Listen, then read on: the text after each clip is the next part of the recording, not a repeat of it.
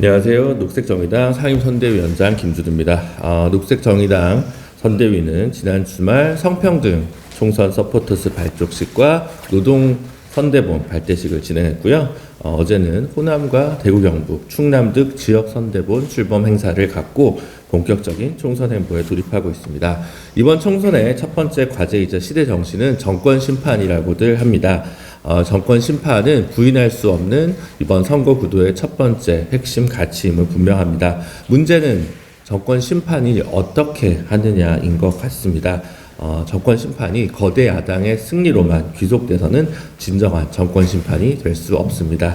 노동자와 농민, 여성과 사회적 약자, 그리고 기후 시민들의 승리가 될 수 있는 정권 심판을 만들어야 합니다. 검찰 개혁만으로는 정권 심판을 결코 완성할 수 없습니다. 전세 사기 가해자 변호사를 후보로 공천하는 민주당, 삼성 이재용 회장을 변호인이 된 변호사를 공천하는 조국혁신당만으로는 진정한 정권 심판을 완성할 수 없다고 생각합니다. 노동에 존중하는 후보들, 노동 후보가 있는 정당, 농민 후보가 있는 정당, 기후 후보가 있는 정당만이 정확하게 정권 심판을 할 수 있다고 생각합니다. 그러한 공천 잡음으로 얼룩진 이번 총선에서 정책과 인물 중심으로 녹색정의당은 이번 총선을 치르겠다는 약속을 다시 한번 다짐하도록 하겠습니다. 현안 관련해서 좀 몇 가지 말씀드리겠습니다. 먼저 어제 한동훈 국민의힘 비대위원장이 저출생 대책이라고 하면서 3자녀에게 대학 등록금을 무상으로 하겠다는 안이한 정책을 내놓았습니다. 모두들 아시다시피 이제 저소득층은 결혼조차 꿈꿀 수 없는 상황에서 3자녀라고 이야기하는 것은 상당히 한가한 이야기가 아닐 수 없습니다. 더구나 수도권과 지역 격차까지도 함께 고려해야 제대로 된 정책 패키지라고 얘기할 수 있습니다. 어쩌면 지금 3자녀 무상 등록금은 부자에게만 혜택을 주는 정책일 수도 있습니다.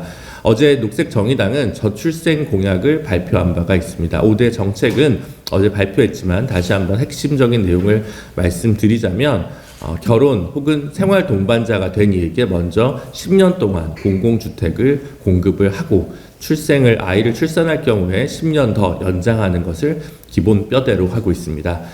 저소득층 혹은 소득이 부족한 청년 세대는 결혼을 꿈꿀 수조차 없는 상황에서 아이를 낳으면 무언가를 주겠다는, 특히 셋째를 낳아야 대학 등록금을 무상으로 하겠다는 국민의힘 한동훈 비대위원장의 인식은 아니하기 그지없습니다.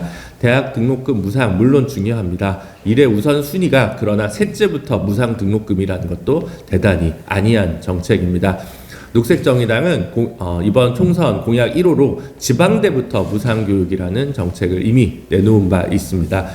일의 우선순위가 무엇인지, 그리고 중위소득으로 살아가는 대부분의 사람들에게 필요한 진정한 민생 정책, 저출생 정책이 무엇인지 국민의힘은 근본적으로 돌아봐야 될 때가 아닌가 싶습니다. 분명하게 서민과 약자의 시선에서 정책을 구성하고 고민하는 것이 녹색정의당의 할 일임을 다시 한번 확인해 보게 되었습니다. 마지막으로 어제 녹색정의당은 한동훈 비대위원장에 대한 고발장을 서초동 검찰청에 가서 접수를 한 바 있습니다.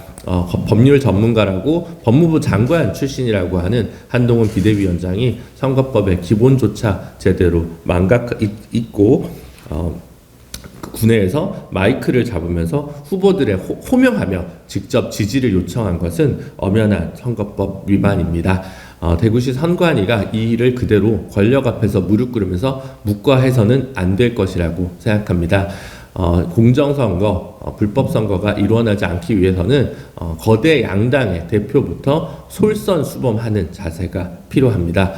크니까 괜찮아 대마불사의 정신으로 이번 선거를 치르게 해서는 안 됩니다. 녹색정의당은 권력 앞에서 무릎 꿇지 않는 선관위가 될 수 있도록 형사고발 조치를 단행했고요. 이 문제를 계속해서 예의주시하면서 끝까지 법의 엄정한 잣대가 적용되기를 바라겠습니다. 이상입니다. 마치겠습니다.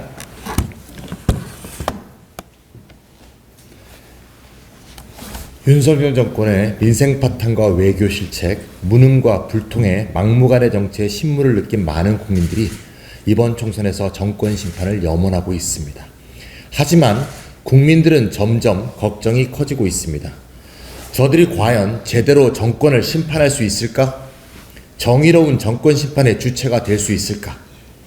박용진 찍어내기로 대표되는 친명 사당화는 끝없는 공천 파동과 낙마로 이어지고 있습니다.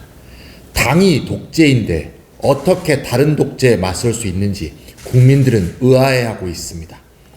여당에도 제1야당에도 마음 둘 곳이 없는 국민들은 조국혁신당의 마음이 가는 것은 이해할 만합니다.